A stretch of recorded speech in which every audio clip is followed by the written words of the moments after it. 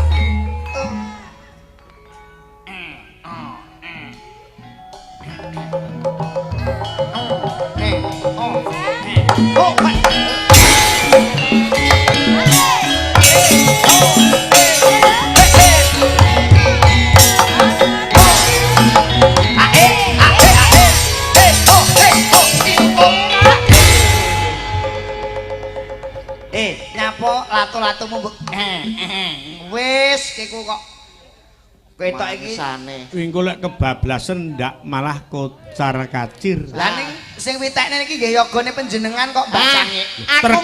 Tergantung lek pancen yogane iki tetep menabui. Nggih.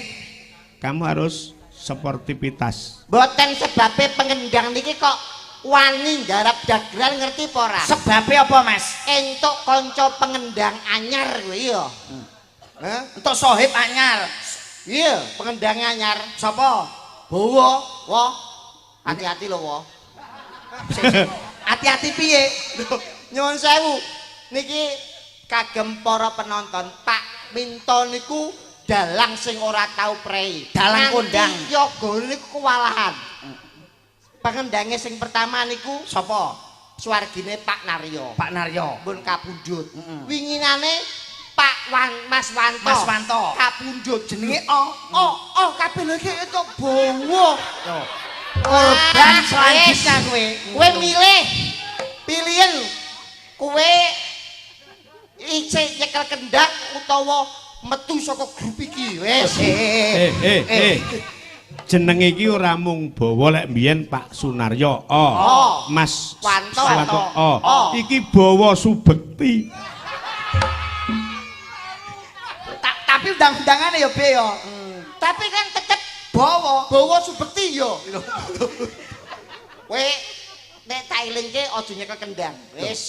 Lah wong mongko iki kabeh wis dicekel kanca-kanca yoga wis komplit, jaebong wis ana, pembedhuk wis ana. Mas Bawa mbok kon nyekel apa yen ora nyekel kendang kuwi? Setrum. Lho. Lah kuwi malah rekoso nek. Kowe rasa gagas Mas. Iki mbiyen iki ya arep kapundhut ning aku munggah ning kayangan. Lho jenengan Pak. Tak unggahke sowan Sang Hyang Wenang. Nuwun Gusti Mas Bawa Subekti niki mengke kedah tutuk ngantos putu-putu kula. Amin, amin. Tak amini. Amin lah. Ora. Kowe tak takon apa iki urip selawase ya, Bi. KTP-mu seumur hidup mati. Mergo kowe bolone TB. Wilujeng dalu Pak Minto.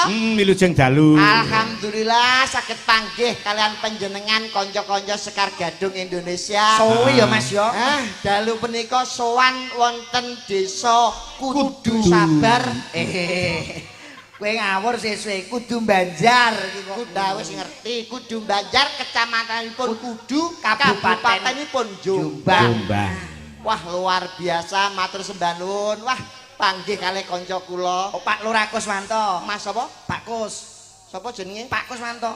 Kemeruh kuwi. Lho, Pak Gatot Kuswanto nggih to Mbak Cange?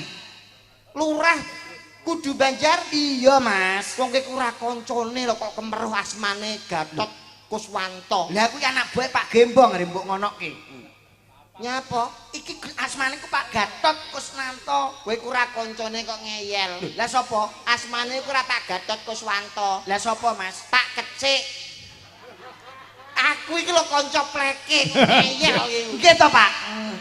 Wah, kowe ora bayaran mengko. Lah asmane bekene Pak Kecik. Beliau itu adalah jadi lurah Kudu Banjar 2 periode. Garwanipun Bu Satini. Iki juga pengusaha sukses karo aku iki kanca soulmate Facebooker. Wah. Pak Gatot iki Pak Kus. Lah aku nek karo Pak Gatot, Pak Kus ku bendina ning klubuk karo BC ora tau mulih. Ngapuntene Butini ngawur iki gladah le ngomong kuwi. Ngapa? Nyapa Pak Lurah kok yak-yakan teko kono iki? Tegese iki ning kono iki survei. Lho, napa Pak? Kesehatannya sudah terjamin apa durung? Nggih napa to Pak? Allah jare sapa? Lah ngopo? Kalau kok survei. Lah ngopo? Dolanan latu-latu. Kowe engko nek apa iki ning belionya ora kaya ngene kok Mas. Ora. Ngemban dadi pemimpin sing hebat ya kaya ngeten iki lho Pak Wah, nggih. luar biasa. Gigi dandan teng gedung serbaguna, Pak. Baru 3 tahun berdiri luar biasa. Toilete kaca tok isine. Kaca Aku apa? arep pipis nganti bingung. Lah Isin. kok madhepene kaca. Kene kaca. Kene kaca. Kene gila aku. Akhirnya aku pipis mengkurep aku. Lah kocone ra umum. Iki jenenge modern Mas. Iki pembangunan secara modern serbaguna wis diwenehi AC. Hebat ngene iki lurah yo ngene iki. Wah luar biasa. 2 periode Lengasto sebagai kepala desa. Wah, entuk tambahan 2 tahun Mas ya. Betul. Wah, tenan kepala desa kok ndak entuk tambahan 2 tahun. Wah, tenan. Ibaratnya pilihan ki lungguh 200 teko neh ngono. Wah, paling gak SK-ne iso mlebu bank neh 2 tahun lumayan. Oh, kowe ngawur. Nek Mbak Lurah iki ora mungkin. Ayah Gus iki tidak mungkin. Kula teng mriki mboten namung silaturahmi kali warga mriki, Pak. Kula madosi mantan kula. Sopo? Kader PKK, piantune cantik. Ora lho, kowe iki telecek ning ngendi nggon kok duwe mantan lho. Saestu, Pak. Sapa mantanmu? Awake lho. Sapa? Sapa? Sulis. Aduh. Piantune gawe kacamata lho. Ora sulis iki. Pokoke sampe iki lho pokoke. Lho, ning piyayi ngono ki nyegeri lho. Lah Senenge ya Pak ya. Mbak Sulis, Ayang Sulis sawi ra temu Lah belas. sik kowe kok ngomong Ayang Sulis iki, Mbak Sulis iki sing ndi piantune? Pokoke sing gawedhi. Ayo kayak iki. Oh, iki kok dicek iki lho, lha iki. Sulis iki kan iki kok gawe kacamata niku wah mau PKK nyanyi sampai wah gede-gedean bokong. Lah iya. Lho, kuwi justru wong lanang senengane ngoten niku nggih Pak nggih. Wong lanang di bojo lemu iki nek miring iso kanggo guling. Nek turu iso kanggo bantalan nggih mboten Pak. Ning dhuwur kena gawe Kangge bantal. tapi dikeloni setengah jam ning sikil iso kram. Kok iso kram. Lah kok kram. Lah saking ora iya. Yo Dinggo ya kene. Wah, ono enes suwo. Bawa subekti. lah iya. Wah, sing penting niku guyub rukun ya Mbak Cangit, Mbak Limbuk, Ya. kados piyai mriki. Wah tenan, sing penting niku keguyub rukunan niku kedah dipun jaga kalian warga sedaya. Betul, ora usah nangis. Dagelan kuwi wis ditanggap kudune seneng. Bergas. Bergas semangat ditanggap ki Ojo pijer nangis. Lah iya. Lah apa wong susah kok ditekakno rene kuwi? Aku ora susah, Mas. Loh, Ditanggapi antun kene aku malah seneng. Lho, lah kok nangis kopi ya enek. Kopi ya enek wis ngerti. Gedang ono. Gedang ngono kabeh cemepak ning ora perkara sedih. Lah kok nangis? Kebacut, Mas. Bacot piye? Mosok blangkone dikai fresh care lha iki. Rumah aku ndas kuwi masuk angin lho. Jenenge masuk angin iku bisa lewat dari tangan, bisa lewat dari bokong, lewat saka endah. Mongko iki sing terbuka iki sirahmu dadi sing kena masuk angin iki terutama iki nggih to Pak Minto. Ya. Khusus aja fresh care karo-karo rawe lho. Oh iya iya iya. Wah. Wong kowe nang kene lagi training ya Mas kowe ya. Omongi lagi training kowe iki. Kowe lagi training iki sementara. Alhamdulillah Pak, sing penting nderek silaturahmi teng mriki. Wah kudu Banjar luar biasa. Dalam rangka sedekah bumi bersih desa. Nggih, wah desane maju, Betul. desa yang terdiri dari 4 dusun, RW-ne 10, RT-ne 26, jumlah penduduknya 2.563, rondone 434. Sik to. Niki Pak Wong omongne. lemu apal Loh, kaya juru. lah pripun ibu-ibu sing ngajeni kanca kula kabeh, Pak? Kanca ngopo? Muslimat. Anggota Bank Mekar. Iki kancaku kabeh. Sik kok anggota Bank Mekar kowe iki apa apal sumpahe perjanjiane Bank Mekar kowe apal gak? Apal aku ketua kok. Perjanjiane Bank Mekar piye? Perjanjiannya saya berjanji apabila anggota saya tidak ada yang membayar saya sanggup untuk menalangi. Kuwi sumpahe. Kudu apa Pancasila. Kuwi tok syarate. Aku sing mari ya sulis kae lho aku. Oh ngawur kowe iki jane dagelan apa pegawai statistik ya Pak ya? Lah iya. Sing mbok apane kok rondo. Ketoke kok arep nyepelekke rondo. Dadi karo piyayi kene iki apal. Apal, Pak. Ana pirang dusun? 4 Dusun. Ana pirang RT? RT-ne 26, Ana pirang RW? 10, Jumlah total penduduk? 2.500. DPT waktu pemilihan kepala desa? 1.680. Apal kula Pak, ngawur soalnya. Lho kok ngawur kok sombong. Kami tua kene ya apal kowe. Apal. Sapa? Kami tua Ketapang Lor. Sapa? Juadi. Nek kami tua Kudu Mawar. Apal aku. Wah, sing apal. Lah Mbak Mawar sing di Mbak Mawar iki. Alah Mawar iki pokoke sing Lho, sing ndi? Ayo sing ndi iki? lho. Lho, Mudine ya apal Pak Mudine. Pak Mudin mboten apal Pak wong rong tau mati. lho. Sapa? Kok mlaku terus to, Be? Saya golek sinyal goblok. Kowe ora ngerti ngono kok. Wah, alhamdulillah matur sembah nuwun. Cek Subhanallah sedaya panitia, Pak. Babil khususan Mbah Ya. Gembong. Mbak Gembong, kowe darane Banyu Mili. Apa ae Mas sing ditokne mau? Maeme tumpeng ayam utuhan, Pak. Nggih to? Mesti belah burung. Utuhan kok, Pak. Utuhan Sampeyan berarti ana lare. Sik, lek ngomong apa? Ayam utuhan. Loh, Dalang iki ketoke cilikane tau ceblok kok gendongan gitu. sik, madhep rene to. Diarani utuhan ki panggang utuhan. Lah, Lah kowe lek mau ngomong apa? ayam utuhan. Berarti ayam dikekne ning kono utuh. Masih sing pun dibakar niku lho. Lah ya ngono diperjelas ngomongnya aja mung sembarang ngomong diperjelas. Ada segi Lah penggenan. nek ayam dibakar apa sing mangan gak panasen? Wong ayam dibakar kok mbok kon mangan wong. Ayo, apa gene mawone, Ndul? Sik aku tok kene kok malah goblok meneh apa to? Nggih to, Pak Minto. Masih tumpeng panggang utuhan. Nah, ya ngono. Lah, panggang utuhan sik panggang sih digarang tok apa wis dibumboni? Sing dibumboni, Pak. Lah ya ngono tadi jelas. Nah, Lanang apa wedok pitike? pitike gak iki jane tumpeng kok takok ayame lanang apa wedok jane aku dokter hewan kok piye kok. Loh, apa ndak mbok pirsani? Kowe ngerti ora titikane panggang ayam wedok karo lanang ya ora? Carane pripun, Lek Pak? brutune gedhi kuwi jelas ayam wedok. Lek brutune mung cilik kuwi ayam lanang. Oh, nek Kok delok ora mau brutune?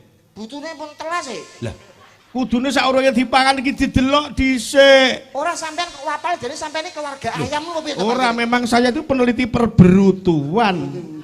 Lho iki dinas perhewanan saurunge dalan kumbiyen dadi kewan-kewan iki apal ngono lho kok. Oh, iya Mas. Ayam enek darane, gedang ngono. Gedang melon. Jaga semangka tanpa biji. Ya, kacang Tanpa biji. tanpa biji ra ono isine blok. Oh iya. Kulit tok. Terus anu apa jenenge jenang. Terus bolmu, Pak. Bolu. Lu Jakarta ning Jombang mu. Lu gue. Oh. Dadi sampean ya mangan bolmu. Nggih kare Pak Lurah wae makan bolmu nggih Pak nggih. Bolu be. Lu Jakarta Masuk Jakarta, masuk Jombang nek bolu ya bolu. Nah.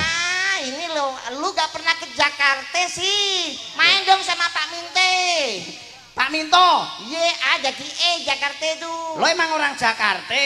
Jakarta aja jelek-jelek gini asli Jakarta. Jakartanya mana? Tanah Abang. Tanah Abang. Jadi blok. Nah ini nek Tanah Abang, Tanah Abang. Tanah Abang. Lo lama di Jakarta? Wah, gue lama Pak di Jakarta. Kerja apa? Gue bukan dagelan. Dagelan. Pelawak, bukan pelawak. Bukan dagelan. Lo kerja apa di Jakarta? Gue di Jakarta itu Pak Lurah. Pak Lurah. Ya Pak Lurah. Gue sebetulnya atlet. Atlet apa? Atlet karate, pencak silat. Gue di sana tuh. Omongmu gratis. Wis pencak silat. Jadi Lah ini menek pencak silat. Mari aku keturunan Brutu. Pancen ya negara mawa tata, desa mawa cara. Cara, Tetembungan wit diarani jajan, nek ning kene bolmu, nek ning Jakarta bolu. ora beda kaya nggalek karo Tulungagung. Napa niku, Pak? Nek ning Tulungagung ning nggalek jenenge iki sing panganan sing diuluk-uluk karo glepung ke jenenge apa ke? Manco. Manco. Ning lek ning Tulungagung bukan manco lagi. Napa niku? Pelikipu. Napa asmane napa jenenge? Pelikipu. Pelikipu. Kipune ku ra piye-piye ngarepe kuwi lho. Aku gak mudik kuwi gak tau mangan jajan kuwi aku. Kuwi jajan antarane nggalek karo Tulungagung memang beda nama. Ning nggalek manco, Nek ning Tulungagung ya ngono kuwi mau. Nggih. Ora beda kaya bahasa khas ciri logat daerah. Betul. Nah, umpama nek Tulungagung pertama nyuwun sewu nek wah. Pripun kabare? Wah, ganjinge, mangkleke mesti katen to. Kuwi bahasa harian. Bahasa harian. Nek Ponorogo. Ponorogo piye? Piye kabare? Logok iki. Ngaten niku. Kakrapan pancen.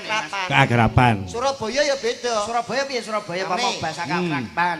Piye kabare? Heeh. Rancuk iki. Ngaten niku, Pak. Surabaya, Pak. Aku ndak mangsuli aku mah. Aku ngerti dosa. Lho. Kok jenengan kok nesu napa to?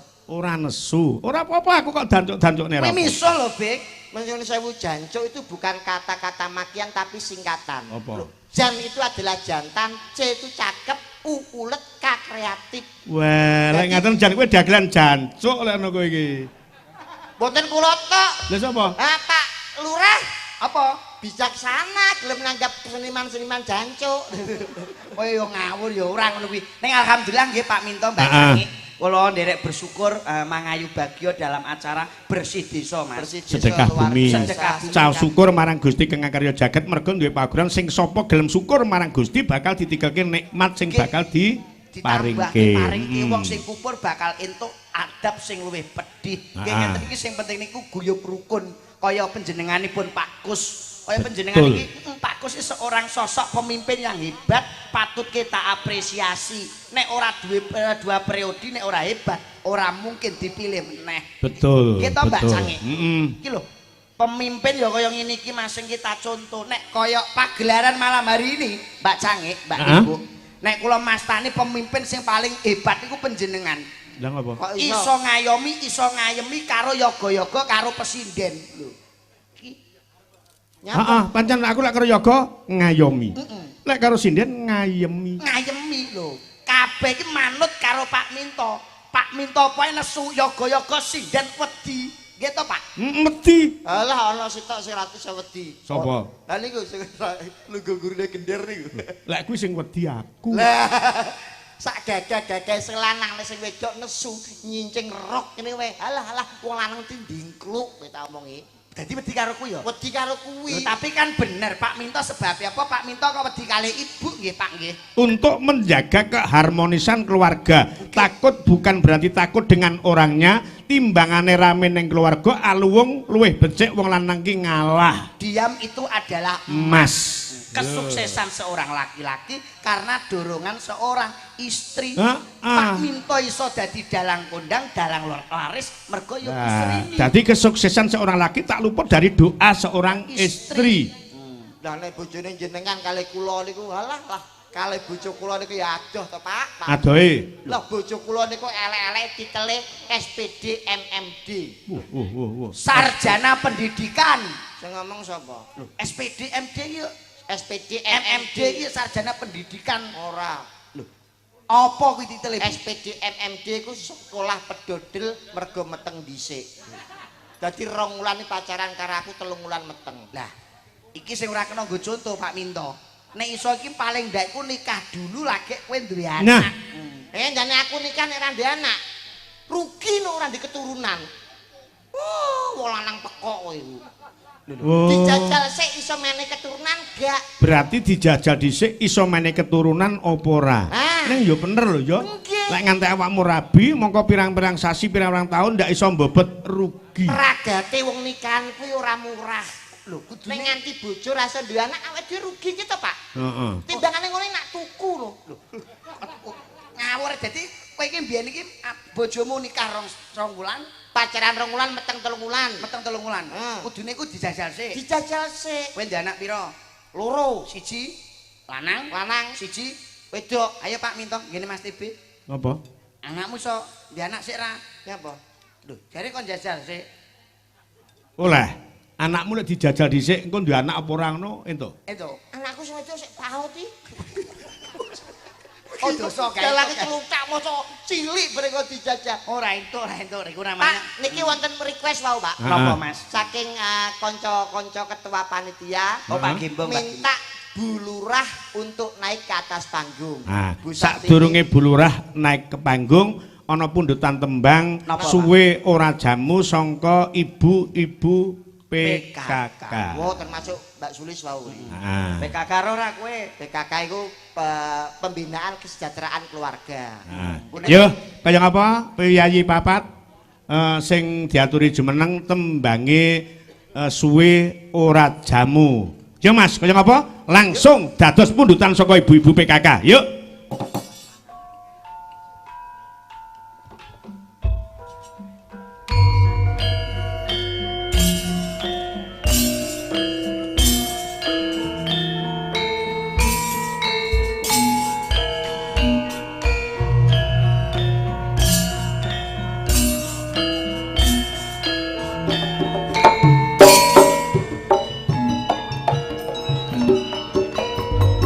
Suwe ora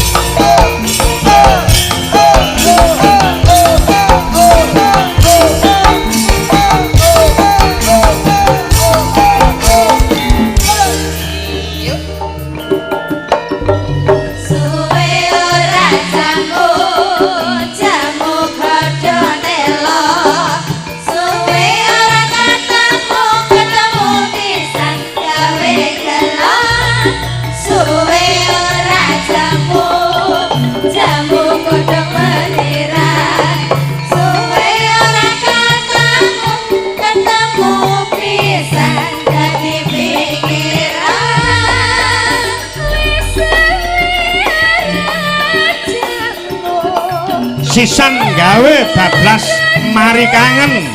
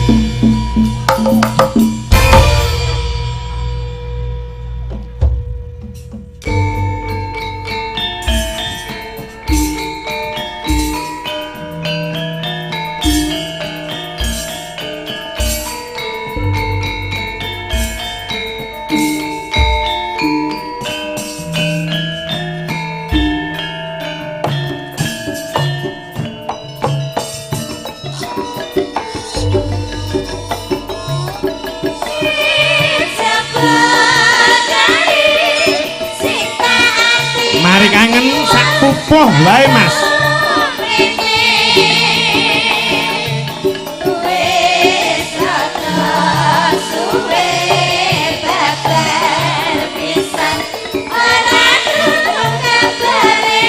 Yo yo.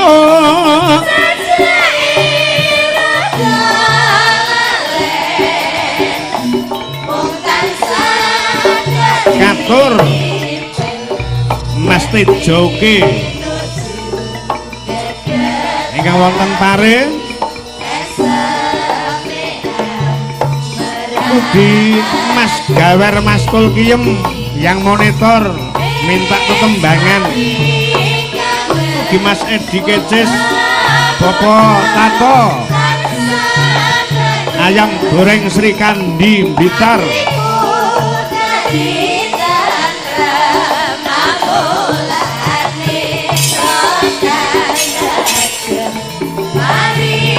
ugi Mas Juwadi Mas Timbul Ngerembang Jawa Tengah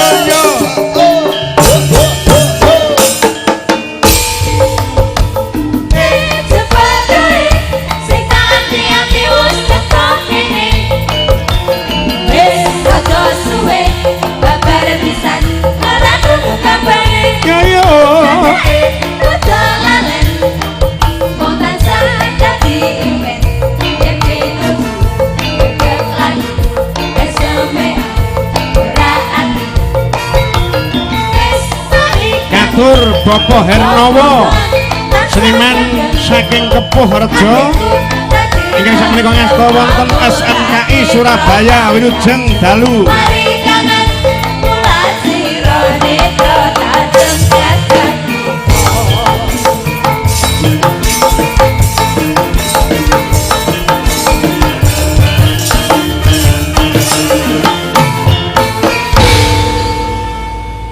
matur sembah nuwun tembang Iya. suwe ora jamu bablas ning tembang mari kangen. Mari kangen. Heeh. Wah, Pancen kabeh ki nuting jaman kelakone. betul, Pak.